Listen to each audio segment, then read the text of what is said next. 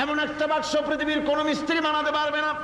কিন্তু আল্লাহ রাব্বুল আলামিন আপনার আমার কপালের নিচে 1 থেকে 3 ইঞ্চির ভিতরে এমন 2টা ফিল্ম বক্স তৈরি করে দিয়েছেন, যা দিয়ে তাকাবেন আপনি কোটি কোটি মানুষ দেখবেন, পাহাড় দেখবেন, সমুদ্র দেখবেন, সূর্য দেখবেন, চন্দ্র দেখবেন। এত কিছু দেখার পরেও চোখের ভিতরে আরো খানিকটা জায়গা ফাঁকা থেকে যায়। কি বিরাট নিয়ামত এই চোখ আল্লাহ পাক আমাদেরকে দান করেছেন। এই চোখকে হেফাজতের জন্য আবার চোখের উপরে সানসেট তুলে দেওয়া আছে। সানসেট ভুরু, আল্লাহ ভুরু লাগায় দিয়েছেন, নিচে একটু হাড় জায়গায় দিয়েছেন, উপরে সানসেট, ভেতরে চোখ, যাতে করে বল এসে লাগলে পরে চোখটা গলে না যায়, আছাড় খেলে পরে চোখটা গলে না যায়। চোখটাকে সেফ সাইডে রেখে দিয়েছেন আল্লাহ পাক সুবহানাহু ওয়া তাআলা।